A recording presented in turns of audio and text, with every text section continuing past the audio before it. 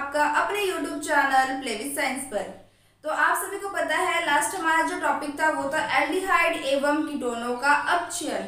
तो एल्डिहाइड कीटोनों में अपचयन जो थे वो सारे के सारे सेम थे। एक बार हमने अल्कोहल बनाए थे और एक बार हमने हाइड्रोकार्बन बनाए थे और दोनों में ही हम एल्डिहाइड और कीटोन को कॉमन लेके चल रहे थे, यानी उसका कॉमन कंपाउंड कार्बोनिल ग्रुप लेके चल रहे थे क्योंकि उनकी रिएक्शन सेम होती हैं। अब जो हमारा नेक्स्ट टॉपिक है वो है ऑक्सीकरण। और अगर हम बात करते हैं ऑक्सीकरण की तो ऑक्सीकरण में एल्डिहाइडों का ऑक्सीकरण जो है वो अलग एलिमेंट्स यानी अलग उत्प्रेरक के माध्यम से होता है और जो कीटोन का ऑक्सीकरण है वो अलग अलग उत्प्रेरक से होता है। मतलब दोनों में सेम उत्प्रेरक काम में नहीं लिए जाते, ये बात आपको ध्यान में रखना है। सबसे पहली बात ये है कि जो आपके एल्डिहाइड है तो फिर एल्डिहाइड के ऑक्सीकरण के लिए किस प्रकार के उत्प्रेरक काम में लिए जाते हैं और कीटोन के उत्प्रेरक के लिए किस प्रकार के उत्प्रेरक कीटोन के अपने बोल सकते हैं ऑक्सीकरण के लिए किस प्रकार के उत्प्रेरक काम में लिए जाते हैं।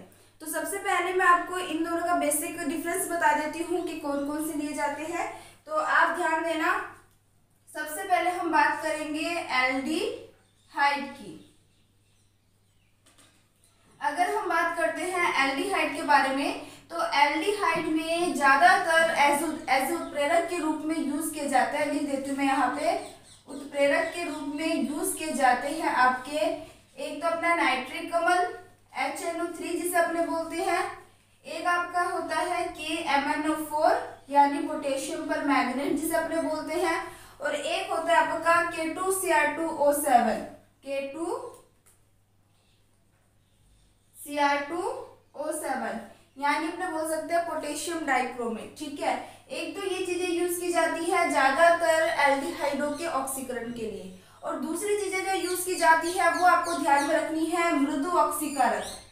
दूसरी कौन सी चीजें जो है यूज की जाती है वो है मृदु ऑक्सीकारक, यानी जो नेचर में इतने ज्यादा स्ट्रॉन्ग ना हो। ठीक है, मृदु ऑक्सीकारक, यहाँ पर मृदु ऑक्सीकारक के रूप में आप दो तीन नाम देखने को आपको मिलेंगे, जैसे आप बोल सकते हो टोलेन परीक्षण यहाँ पे हम पढ़ेंगे और एक हम पढ़ेंगे फैलिंग विलियन। ठीक है, तो कौन कौन से पढ़ेंगे, एक तो हम पढ़ेंगे टोलेन परीक्षण और दूसरा हम पढ़ेंगे फैलिंग विलियन। ठीक है, तो ये मृदु ऑक्सीकारक के अंदर आते हैं। टोलेन परीक्षण फैलिंग विलियन जो है हम पढ़ेंगे। ये दोनों बहुत ही इजी है, थोड़ा सा धैर्य के साथ समझोगे तो बहुत अच्छे तरीके से समझ आ जाएगा। इन दोनों का खासकर उपयोग भी इसलिए किया जाता है कि आप एल्डिहाइड और कीटोन में डिफरेंस बता सको।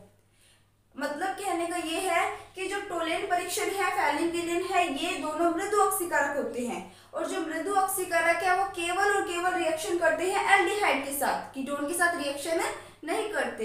यानी अगर सपोज करो मैंने आपको टोलेन सॉल्यूशन दे दिया जिसे अपना टोलेन परीक्षण बोलते हैं, वो आपको मैंने सॉल्यूशन दे दिया और साथ ही साथ मैंने आपको पकड़ा दिया एक और सॉल्यूशन और मैंने आपको नहीं बताया कि ये आपका कीटोन है या आपका एल्डिहाइड है, तो आप तो रिएक्शन करा के तुरंत समझ जाओगे। कैसे समझोगे कि अगर टोलेन परीक्षण अगर मैंने आपको जो सॉल्यूशन दिया वो एल्डिहाइड हुआ तो टोलेन परीक्षण फैलिंग विलियन उसके साथ रिएक्शन कर लेगा, और अगर कीटोन हुआ तो उसके साथ रिएक्शन नहीं करेगा। बिल्कुल इजी सा कॉन्सेप्ट है। ओके, देन अपने बात करते हैं कीटोन के बारे में। तो जो कीटोन होता है वो आपका एल्डिहाइड की तरह है, ऑक्सीकारक अभिक्रियाएं नहीं देता है, ये बात याद रखना है। कीटोन के लिए स्पेशल उत्प्रेरक यूज किए जाते हैं और वो जो उत्प्रेरक होते हैं वो बिल्कुल मृदु प्रकृति के नहीं होते। यहाँ पे जो हम उत्प्रेरक यूज करते हैं वो उत्प्रेरक आपके एज ए स्ट्रॉन्ग उत्प्रेरक होते हैं। क्लियर बात, यानी मैं बोल सकती हूँ उत्प्रेरक कैसे होते हैं आपके प्रबल उत्प्रेरक, यहाँ पर काम में लिए जाते हैं प्रबल उत्प्रेरक, और साथ ही साथ उत्प्रेरक के साथ साथ टेम्परेचर का भी यूज किया जाता है, तापमान का भी यूज किया जाता है। तो ये दो बातें आपको ध्यान में रखनी है। तो सबसे पहले अपने स्टार्ट करते हैं एल्डिहाइड का ऑक्सीकरण। अब देखो एल्डिहाइड के ऑक्सीकरण की अगर हम बात करते हैं तो सबसे पहले मैंने आपको बेसिक बातें क्या बताई है कि उत्प्रेरक के रूप में आप नाइट्रिक एसिड ले लो, आप पोटेशियम परमैंगनेट ले लो, आप पोटेशियम डाइक्रोमेट ले लो। इनमें से कोई भी चीज ले करके आप क्या कर सकते हो, एल्डिहाइड का ऑक्सीकरण करवा सकते हो। और जब एल्डिहाइड का ऑक्सीकरण हो जाता है तो वो चेंज हो जाता है कार्बोक्सिलिक अम्ल में। दोबारा सुनना, किसमें चेंज होता है, कार्बोक्सिलिक अम्ल में। सभी जानते हो एल्डिहाइड में और कार्बोक्सिलिक अम्ल में अंतर तो सिर्फ एक ऑक्सीजन का ही होता है, ठीक है। तो देखो भाई, सबसे पहले मैं यहाँ पे हेडिंग डाल देती हूँ, इसको अपने अलग ही कर लेते हैं, मिक्स ना हो जाए कहीं। चलो, सबसे पहले जो मेरे यहाँ पे पॉइंट रहने वाला है, फर्स्ट पॉइंट लिख देती हूँ, एल्डिहाइड का ऑक्सीकरण।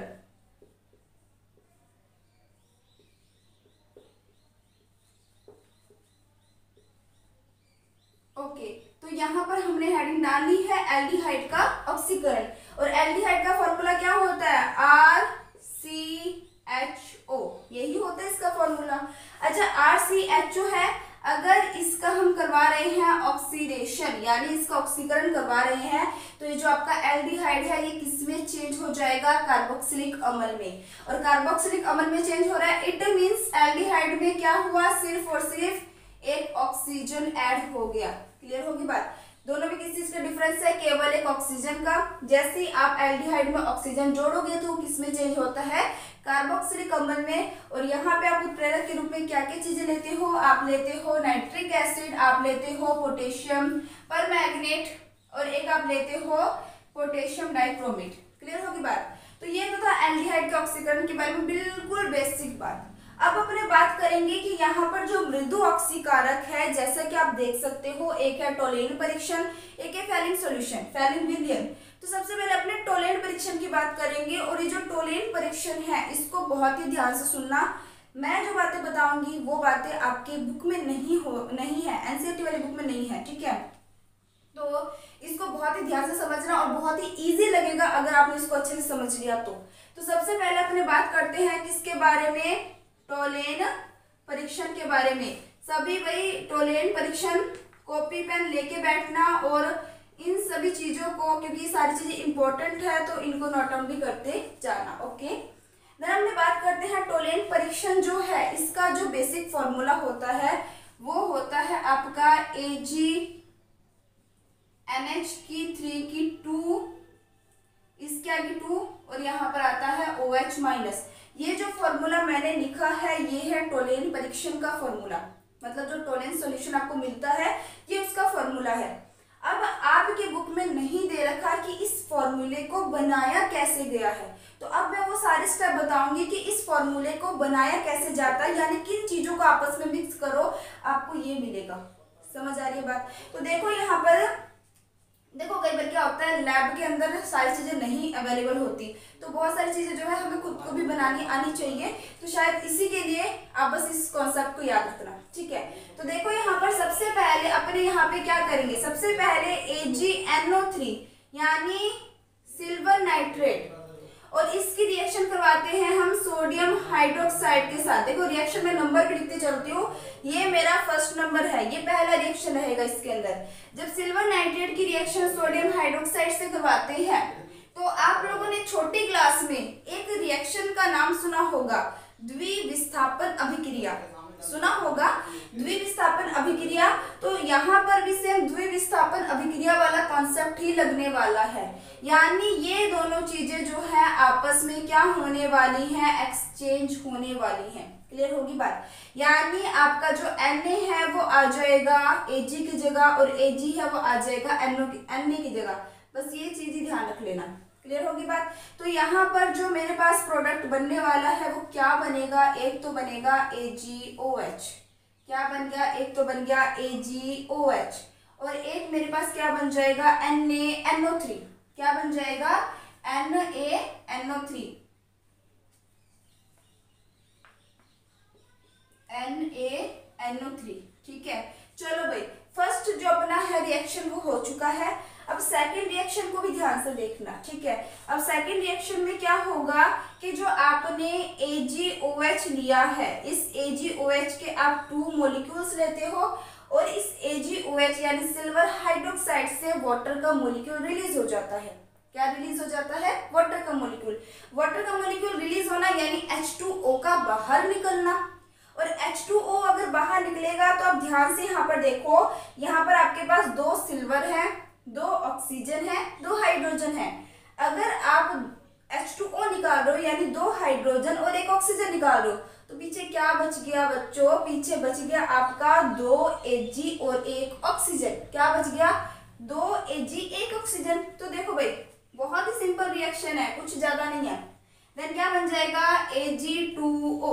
क्या बन जाएगा? Ag2O प्लस में बाहर क्या निकल जाएगा आपका? H2O। बाहर क्या निकल जाएगा आपका? H2O। ठीक है, तो ये हो गया सेकंड रिएक्शन। अब हम बात करेंगे थर्ड रिएक्शन के बारे में। ठीक है, अब जो थर्ड रिएक्शन है इसमें थोड़ा सा आपको फॉर्मूला याद रखना है, बस थोड़ा सा, इतना सा फॉर्मूला याद रखना है। फॉर्मूला क्या है? देखो भाई, एक तो आपके पास आ गया Ag2O। अब इसकी रिएक्शन करवाई जाती है अमोनियम हाइड्रोक्साइड के साथ। किसके साथ करवाई जाती है? अमोनियम हाइड्रोक्साइड के साथ। अमोनियम हाइड्रोक्साइड का फॉर्मूला बताओ भाई, बताओ बताओ, पता होगा सभी को, है ना? इतने तो इंटेलिजेंट हो भाई आप लोग। NH4OH क्या है? NH4OH।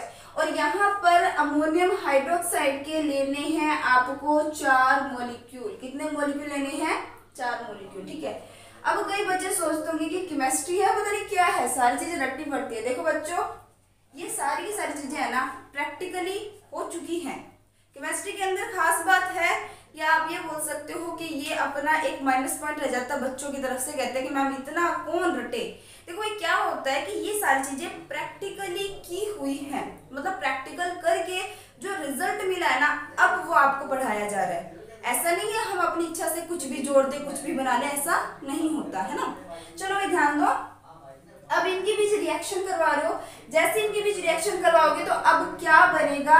अब आपको मिल जाएगा आपका असली उत्पाद यानी टोलेन। टोलेन सॉल्यूशन अपने से बोल सकते हैं। ठीक है, तो देखो भाई यहाँ पर क्या होने वाला है, इसको ध्यान से देखना। मैं सबसे पहले लिख देती हूँ, क्या बनेगा? 2Ag NH3 की 2OH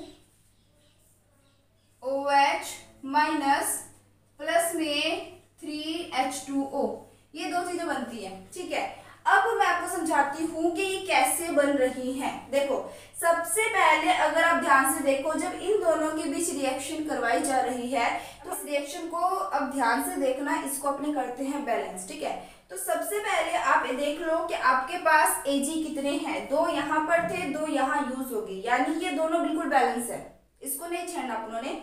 दूसरी बात अपने पास क्या रहेगी? यहाँ पे नाइट्रोजन की बात करते हैं तो नाइट्रोजन यहाँ 4 है, और यहाँ पे नाइट्रोजन की अगर आप ध्यान से देखो तो 2 यहाँ 2 यहाँ, यानी 4 hydrogen complete, sorry 4 nitrogen complete, तो नाइट्रोजन वाला कोटा भी कंप्लीट हो चुका है।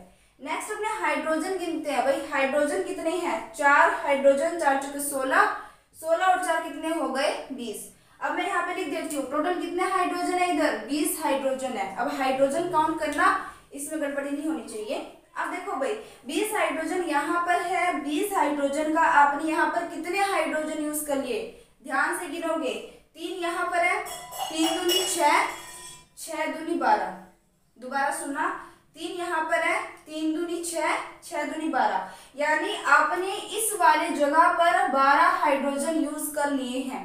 अगर यहाँ पर 12 हाइड्रोजन यूज कर लिए हैं, अब आपके यहाँ पर आपका OH माइनस भी बचता है, और यहाँ पे कितने हाइड्रोजन यूज कर रहे हो? 2, यानी टोटल आपने इस वाले उत्पाद के अंदर कितने हाइड्रोजन यूज कर लिए हैं? तो वो है आपके 14 हाइड्रोजन। क्लियर बात? 14 हाइड्रोजन यूज कर लिए हैं, कितने में से? 20 में से। 20 में से 14 हाइड्रोजन यूज कर लिए, तो अब आपके पास कितने हाइड्रोजन बच गए हैं? बिल्कुल इजी सा है, 6 हाइड्रोजन। 6 हाइड्रोजन बच गए हैं। चलो भाई हाइड्रोजन आपके 6 बच गए हैं, आपने याद रखना है। ऑक्सीजन पर आते हैं, ऑक्सीजन कितने हैं? ध्यान से देखोगे 4 ऑक्सीजन यहाँ पर है, 1 ऑक्सीजन यहाँ पर, यानी टोटल कितने ऑक्सीजन हुए? 5। 5 ऑक्सीजन में से आपने यहाँ पर 2 ऑक्सीजन यूज कर लिए, 5 में से 2 ऑक्सीजन यहाँ पर यूज कर लिए, कितने बच गए आपके पास? सिर्फ 3 ऑक्सीजन बच गए। तो 3 ऑक्सीजन बच गए हैं, 6 हाइड्रोजन बच गए हैं, तो कितने जल के अणु बाहर निकल जाएंगे? 3 जल के अणु बाहर निकल जाएंगे। क्लियर होगी बात? तो ये बिल्कुल इजी सा कॉन्सेप्ट था, बहुत ही इजी था, कुछ नहीं है इसके अंदर, कुछ नहीं है, ठीक है। अच्छा भाई, अब इसके बाद अब जो हमारे पास ये तो था अभी तक कि हमें टोलेन रीजन जो होता है वो कैसे मिलता है, ये सारे स्टेप मैंने आपको बता दिए। अब हम बात करेंगे कि ये वाला जो रिजल्ट है ये हमारे एल्डिहाइड को क्या करता है, एल्डिहाइड का ऑक्सीकरण करता है। एल्डिहाइड का क्या करता है, ऑक्सीकरण। अब है मेन रिएक्शन, ठीक है, जो कि इंपॉर्टेंट आपके लिए है। ये सारा जो बच्चा याद रखना चाहता है रखे, नहीं रखना चाहता ना रखे, ज्यादा टेंशन ना ले, लेकिन जो चीज मैं अब बताऊंगी ना वो चीज इंपॉर्टेंट है, ठीक है। उस रिएक्शन को प्रत्येक बच्चे ने याद रखना ही है। अच्छा देखो यहाँ पर अब जो नेक्स्ट रिएक्शन मैं बताने वाली हूँ उसके अंदर अपने क्या करेंगे, अब हम रिएक्शन करवाएंगे एल्डिहाइड के साथ। यहाँ स्टार बना देती हूँ, ठीक है। चलो अब यहाँ पर एल्डिहाइड ले लेते हैं अपने RCHO, एल्डिहाइड आ गया अपने पास। अब इसकी रिएक्शन हम करवा देते हैं किसके साथ, 2AgNH3 की 2OH माइनस यानी टोलेन रीजन के साथ, ठीक है। अब इसमें ना एक खास बात आपको और याद रखना है, पहले रिएक्शन कर लेते हैं फिर मैं आपको खास बात बताऊंगी, है ना, नहीं तो दो बातें मिक्स हो जाएंगी आपकी। अच्छा इन दोनों के बीच रिएक्शन करवाएंगे तो आपके पास क्या होता है, पहले सुन लो इस चीज को कि जैसे ही अपने एल्डिहाइड की रिएक्शन करवा देते हैं, अपने टोलेन परीक्षण करते हैं, जब टोलेन रीजन के साथ उसकी रिएक्शन करवाते हैं तो रिएक्शन के दौरान आपको, जैसे मान लो आपने टेस्ट ट्यूब ले लिया, उस टेस्ट ट्यूब के अंदर आपने क्या कर दिया, एक तो आपने डाल दिया एल्डिहाइड और उस टेस्ट ट्यूब के अंदर आपने डाल दिया थोड़ी सी मात्रा में टोलेन रीजन। जब टोलेन रीजन मिलाओगे उसको थोड़ा सा हीट दोगे तो जैसे ही रिएक्शन करवाओगे तो रिएक्शन के दौरान क्या होगा, उसमें से एक सिल्वर कलर निकलेगा। सिल्वर कलर जो है वो आपके टेस्ट ट्यूब के दीवारों पर चिपक जाएंगी, यानी जैसे इनके बीच रिएक्शन होगा तो एक सिल्वर कलर बाहर आएगा जो कि आपका टेस्ट ट्यूब की दीवारों पर चिपक जाएगा और आपको देख के पता लग जाएगा कि इनके बीच रिएक्शन हुआ है। यहाँ पर जो रीजन लिया गया है वो आपका एल्डिहाइड है। जब भी आपको रजत दर्पण यानी सिल्वर कलर का आपको जो है रिएक्टेंट यानी अपने बोल सकते प्रोडक्ट आपको दिखाई देता है, ठीक है। तो यहाँ पर अपने रिएक्शन करवाते हैं, रिएक्शन में क्या क्या बनेगा वो याद रखना है। एक तो ये चीज तो लेना ही लेना है और इसके साथ आपको क्या लेना है, एक आपको लेना है NH4, क्या लेना है आपको, एक आपको NH4 लेना है। तो यहाँ पर क्या हो जाएगा RCOONH4। देखो आपने क्या क्या लिया, ये चीज तो आपके पास थी ही, यहाँ से एक ऑक्सीजन ले लिया और यहाँ से एक NH3 ले लिया, एक NH3 यहाँ से लिया, उस NH3 ने इस वाले हाइड्रोजन के साथ रिएक्शन करके NH4 बना लिया और साथ ही साथ यहाँ जो ऑक्सीजन था वो यहाँ पर जुड़ गया, क्या बन गया RCOONH4, क्या बन गया RCOONH4। क्लियर बात। अच्छा देखो अब इसके बाद आपके पास NH3 कितने बचे हैं, यहाँ पर टोटल 4 NH3 है, 4 में से एक यूज हो चुका है तो अब आपके पास टोटल 3 NH3 बचे हैं। बिल्कुल इजी सा कॉन्सेप्ट है, 3NH3, क्या आ गया 3NH3, ठीक है। और अब आपके पास क्या बचा है, एक तो आपके पास बचा है सिल्वर दर्पण जो कि होगा आपका 2Ag, क्या होगा 2Ag जो कि आपका बाहर निकलता है। रजत दर्पण यही मुख्य चीज है जिसको देख के आप बताते हो कि आपने एल्डिहाइड लिया था या कीटोन लिया था। क्लियर बात। अच्छा अब इसके बाद आपके पास लास्ट तक क्या बच जाता है, अब ध्यान से देखना, आपके पास बचेगा यहाँ पर कितने हाइड्रोजन है, सॉरी यहाँ पर कितने हाइड्रोजन है, 2 हाइड्रोजन है, ठीक है, 2 हाइड्रोजन है और यहाँ पर भी 2 ऑक्सीजन थे, पहले थे क्योंकि एक ऑक्सीजन आपने यहाँ यूज कर लिया है ना। तो यहाँ पर कितने ऑक्सीजन बच गया है, 1 ऑक्सीजन 2 हाइड्रोजन, क्या बन जाएगा वाटर का मॉलिक्यूल यानी H2O। तो यहाँ तक समझ आ गया होगा आपको। तो इसके बाद जो हम करने वाले हैं टोलेन परीक्षण वाला हो गया। टोलेन अभिकर्मक को सबसे पहले बताया मैंने टोलेन अभिकर्मक का निर्माण कैसे किया जाता है और उसके बाद मैंने आपको बताया कि टोलेन अभिकर्मक जो है वो किस तरीके से टोलेन परीक्षण देता है एल्डिहाइड के साथ रिएक्शन करके, ठीक है। तो अब बात आती है कि वो खास बात क्या है। देखो खास बात ये है कि जो आपका यहाँ पे एल्डिहाइड यूज किया जाता है ना, वो आपका एलिफेटिक भी हो सकता है, वो आपका एरोमेटिक भी हो सकता है। सभी समझते हो एलिफेटिक क्या होता है, एरोमेटिक क्या होता है। एलिफेटिक यानी जब आपको लंबी कार्बन की श्रृंखला मिले, एरोमेटिक यानी जब आपको एक रिंग फॉर्म मिले, है ना। तो रिंग फॉर्म के अंदर भी कौन सा एरोमेटिक है कौन सा नहीं है वो सब आप बेसिक बातें पढ़ चुके हो। बस इतने याद रखना, रिंग फॉर्म वाला एरोमेटिक है, चेन फॉर्म वाला एलिफेटिक है। तो ये जो टोलेन परीक्षण है, ये टोलेन अभिकर्मक एलिफेटिक और एरोमेटिक दोनों प्रकार के एल्डिहाइड के साथ रिएक्शन करता है। अब इसके बाद जो हम बात करेंगे वो है फैलिंग-विलियन। फैलिंग परीक्षण अपने इसको बोलेंगे, क्या बोलेंगे इसे अपने, फैलिंग परीक्षण। चलो अब अपने फैलिंग परीक्षण की बात करते हैं। आई थिंक ये उतार लिया होगा या स्क्रीनशॉट ले लें जल्दी से आप। ओके, ले लिया होगा आपने, ठीक है। अब इसके बाद जो हमारा नेक्स्ट टॉपिक है वो है फैलिंग परीक्षण। अब सबसे पहले भाई फैलिंग परीक्षण के अंदर देखो आपको दो बातें याद रखनी होती हैं। दो बातें कौन कौन सी, वो एक तो ये है कि जो फैलिंग परीक्षण है उसमें दो प्रकार के सॉल्यूशन बनते हैं। एक को तो बोला जाता है फैलिंग-विलियन ए और एक को बोला जाता है फैलिंग-विलियन बी, ठीक है। अब ये फैलिंग-विलियन ए और फैलिंग-विलियन बी क्या चीज है, देखो भाई अब इसको ध्यान से समझना है कि रिएक्शन बहुत ही मजेदार लगा होगा आपको, ठीक है। बच्चे कहे क्या मैम कैसा मजा, सजा है, सजा सजा, ठीक है, सजा नहीं है भाई, मजा है, इसको अच्छे से करो ना, मजा है। अच्छा भाई देखो भाई नेक्स्ट अपने बात करते हैं। अब जो नेक्स्ट पॉइंट आएगा वो है फैलिंग परीक्षण। चलो अपने फैलिंग परीक्षण की बात करते हैं। अगर अपने फैलिंग परीक्षण की बात करेंगे तो फैलिंग परीक्षण के अंदर मैंने अभी आपको क्या बताया कि इसमें दो चीजें आती हैं, दो चीजों से मिलकर फैलिंग परीक्षण कंप्लीट तैयार होता है। वो है आपका पहली बात फैलिंग विलियन ए, एक तो है फैलिंग विलियन ए और दूसरा होता है आपका फैलिंग विलियन बी, दो चीजें हैं, ठीक है। अब बात आती है कि ये फैलिंग विलियन ए क्या चीज है और फैलिंग विलियन बी क्या चीज है। तो फैलिंग विलियन ए जो है इसमें आपको ध्यान में रखना है, ये जो आपका विलियन होता है ये कॉपर सल्फेट का जलीय विलियन होता है, कॉपर सल्फेट का जलीय विलियन, ठीक है। जो कि आपको पता है कॉपर सल्फेट को नीला थोथा भी कहा जाता है, तो ऑब्वियस सी बात है इसका जो सॉल्यूशन होगा वो भी बिल्कुल ब्लू कलर का होगा, ठीक है। सेकंड जो आपका आता है फैलिंग विलियन बी क्या चीज है। सबसे पहले तो मैंने आपको बताया फैलिंग विलियन ए, अब हम बात करेंगे फैलिंग विलियन बी के बारे में। अब फैलिंग विलियन बी जो है वो रोशेल लवण का होता है, क्या होता है, रोशेल लवण। अब बोलोगे मैम आप एक नई चीज और बता दो, रोशेल लवण क्या चीज है। रोशेल लवण जो है वो कहा जाता है सोडियम पोटेशियम टार्ट्रेट को, किसे कहा जाता है, सोडियम पोटेशियम टार्ट्रेट को रोशेल लवण कहा जाता है, याद रखना आपने, ठीक है। ये थोड़ा सा आपको मिक्स सा दिखाई दे रहा होगा, मैं इसको अलग से लिख देती हूँ, CuSO4 का जलीय विलियन, ओके।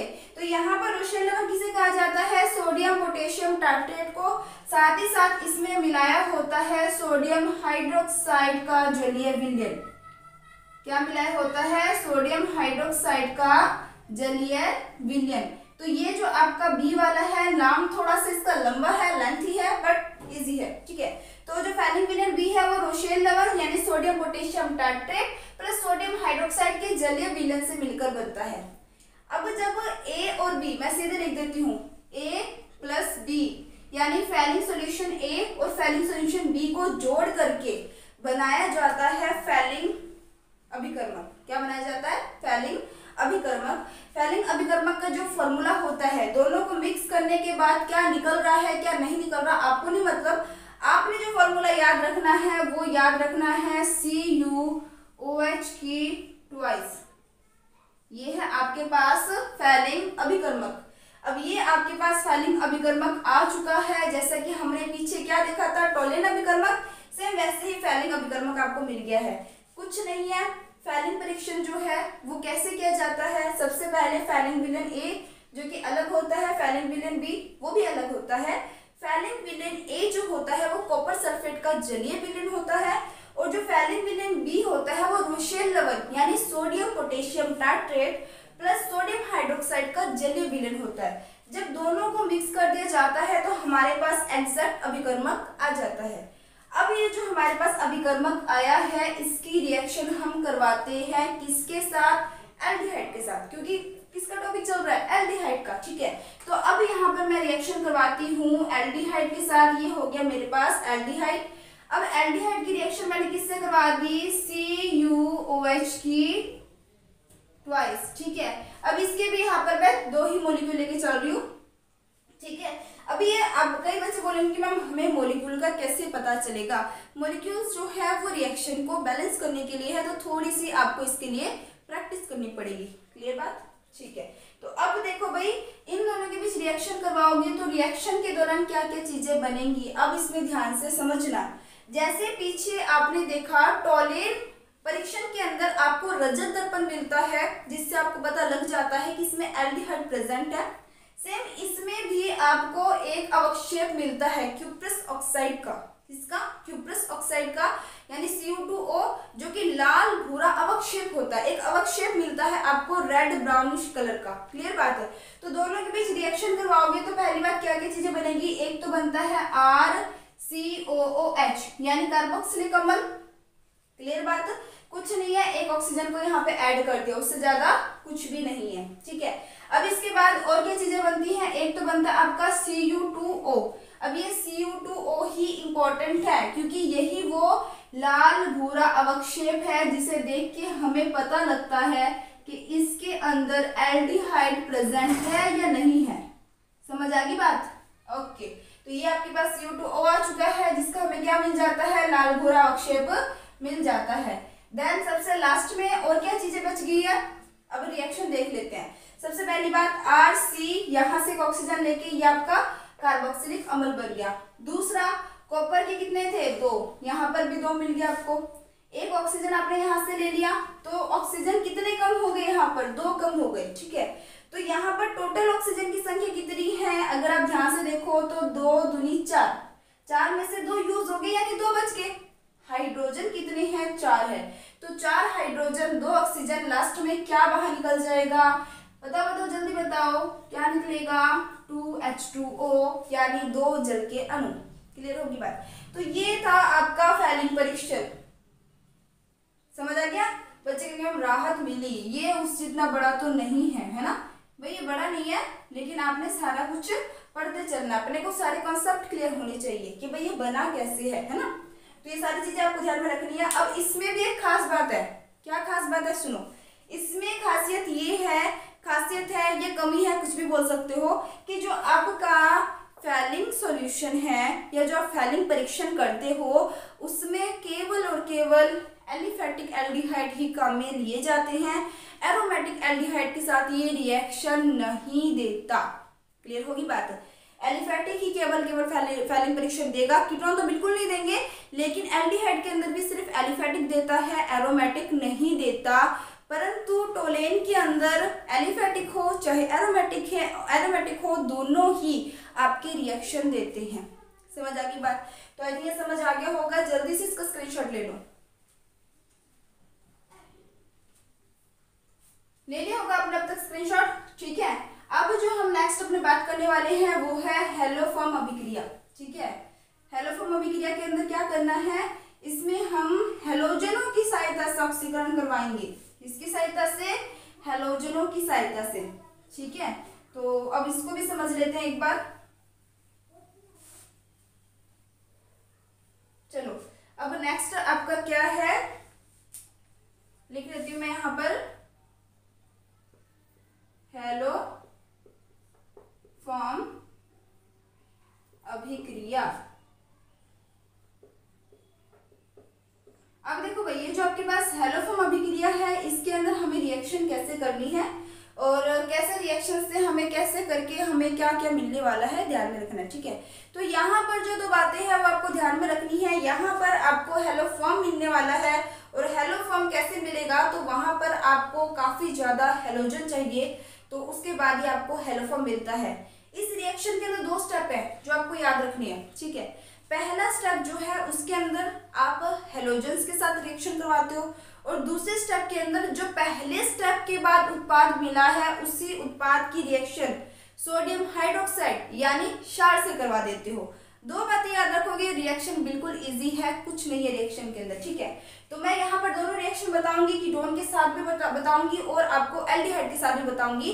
तो सबसे पहले हम एल्डिहाइड को ही लेके चलते हैं, चलो। तो सबसे पहले यहाँ पे मैं एल्डिहाइड ले लेती हूँ। सभी को पता है फॉर्मूला RCHO, क्लियर बात। अब ये जो RCHO है इसकी रिएक्शन करवाती हूँ मैं हेलोजन के साथ। शुरुआत में कहा था काफी हेलोजन लेना पड़ेगा हमें, कितने ले लिए हेलोजन? 6 ले लिए हमने, ठीक है। तो यहाँ पर जैसे इनके बीच रिएक्शन करवाते हो तो होगा क्या, सुनना।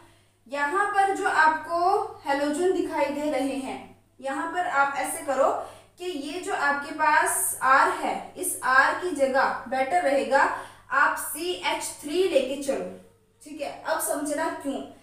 अगर R की जगह CH3 लेके चलोगे तो पता लग जाएगा कि हेलोजन कहाँ जुड़ रहे हैं, ठीक है। होगा क्या, यहाँ पर जो आपके पास 6 हेलोजन है, 6 हेलोजन में से 3 हेलोजन, दोबारा सुनना, 6 में से 3 के हेलोजन होंगे, 3 के जोड़े बन रहे हैं। 3 हेलोजन क्या करेगा, हाइड्रोजन को रिप्लेस करके उसकी जगह पर आ जाएगा। दोबारा सुनना, 6 में से 3 हेलोजन हाइड्रोजन को रिप्लेस करके उसकी जगह पर आ जाएगा। अगर ये 3 इसकी जगह पर आ जाएंगे तो 3 हाइड्रोजन क्या हो गए, बाहर निकल गए, और जो बाहर हाइड्रोजन निकलेंगे 3, वो बाकी बचे 3 हेलोजन के साथ रिएक्शन कर लेगा। सिंपल सी बात है। क्या बन जाएगा आपके पास, CCl3CHO। कुछ नहीं है, हाइड्रोजन को रिप्लेस करके कौन आ गया, हेलोजन। बाहर क्या निकल गया, 3 हाइड्रोजन और 3 हेलोजन यानी 3HCl। क्लियर होगी बात। बाहर क्या निकल गया, 3HCl। तो ये तो था फर्स्ट पॉइंट, इसको मैं लिख देती हूँ, ये फर्स्ट पॉइंट था, फर्स्ट पॉइंट था, ये फर्स्ट स्टेप था, ठीक है। सेकंड पॉइंट के अंदर आपको क्या ध्यान में रखना है कि अब जो आपके पास यहाँ पर फर्स्ट स्टेप के दौरान उत्पाद बना है, इसकी रिएक्शन हम किससे करवाएंगे, सोडियम हाइड्रोक्साइड के साथ यानी क्षार के साथ। तो मैं लिख लेती हूँ CCl3 और CHO, इसकी रिएक्शन हम करवा देते हैं सोडियम हाइड्रोक्साइड के साथ। जैसे इनके बीच रिएक्शन करवाओगे होगा क्या, ये वाला जो हाइड्रोजन है वो इस CCl3 के साथ रिएक्शन करके बाहर निकल जाएगा, और बाकी बचा जो ONA है वो इसके साथ रिएक्शन कर लेगा। दोबारा सुनना, ये जो हाइड्रोजन है वो किसके साथ बंध बना लेगा, CCl3 के साथ। मैं इसको इस तरीके से बना देती हूँ, ओके। तो यहाँ से बाहर क्या निकल गया, एक तो बाहर निकल गया CHCl3, मिल गया हेलोफॉर्म, मिल गया, ठीक है। और यहाँ पर आपके पास क्या बच गया है, HCOONA, क्या बच गया है, HCOONA। क्लियर होगी बात, मिल गया हेलोफॉर्म अभिक्रिया, इसी को हेलोफॉर्म अभिक्रिया कहते हैं। क्लियर होगी बात। तो ये तो जो बात, ये जो आपका था, ये सारा का सारा एल्डिहाइड के द्वारा मैंने करवाया। अब जो मैं बताऊंगी वो है कीटोन, ये मैं लिख देती हूँ यहाँ पर, एल्डिहाइड वाला था ये। अब हम किसके साथ करवाएंगे, कीटोन के साथ। अब इसके साथ, इसके बाद कीटोन वाला टॉपिक भी स्टार्ट हो जाता है, याद रख लेना, ठीक है। तो यहाँ पे जो कीटोन है, यहाँ पे आपने कुछ नहीं करना, एल्डिहाइड की जगह कीटोन ले लेना है। तो मैं यहाँ पे कोई भी कीटोन ले लेती हूँ। कीटोन में क्या करना है, 2 एल्किल ग्रुप ज्यादा लेने होते हैं ना, एक एल्किल ग्रुप बोल सकते हो, एक एल्किल ग्रुप ज्यादा लेने होते हैं। क्या लूंगी मैं, CH3COCH3 यानी एसीटोन मैंने ले लिया है। सेम वही प्रोसेस है, ज्यादा कुछ नहीं है, रिएक्शन मैंने करवा दी है। सबसे पहले हेलोजन के साथ होगा क्या, यहाँ से 3 हाइड्रोजन को ये क्या कर देगा, विस्थापित, ठीक है। 3 हाइड्रोजन को ये क्या कर देगा, विस्थापित कर देगा, और उसकी जगह 3 हेलोजन आ जाएंगे। कितने हेलोजन आ जाएंगे, 3 हेलोजन। क्या लिखा जाएगा यहाँ पर, CH3COCCl3। क्लियर होगी बात। जो 3 हाइड्रोजन बाहर निकले हैं वो बाकी बचे हेलोजन के साथ रिएक्शन कर लेंगे और बाहर निकल जाएगा 3HCl। सेम वही प्रोसेस है, ज्यादा टेंशन लेने की बात ही नहीं है। अब यहाँ पर जो बना है यानी CH3COCCl3, इसकी रिएक्शन किससे करवाई जाएगी, सोडियम हाइड्रोक्साइड यानी क्षार के साथ। NaOH के साथ जैसे इनके बीच रिएक्शन करवाओगे होगा क्या, ये जो हाइड्रोजन है वो CCl3 के साथ रिएक्शन करके बाहर निकल जाएगा, बाकी जो पीछे बचे हुए हैं वो आपस में जुड़ जाएंगे, यानी क्या बन जाएगा CHCl3, यानी आपका हेलो फॉर्म। प्लस में क्या बन चुका है CH3COONA। क्लियर होगी बात, CH3COONA। अब आपकी बुक में अलग मेथड है, ये मेथड जो करोगे कोई गलत नहीं कर सकता क्योंकि ये मेथड भी बहुत इजी है। 2 स्टेप बस समझ आ जाए ना, रिएक्शन बहुत इजी है, ठीक है। तो आई थिंक ये भी समझ आ गया होगा, जल्दी से स्क्रीनशॉट ले लो।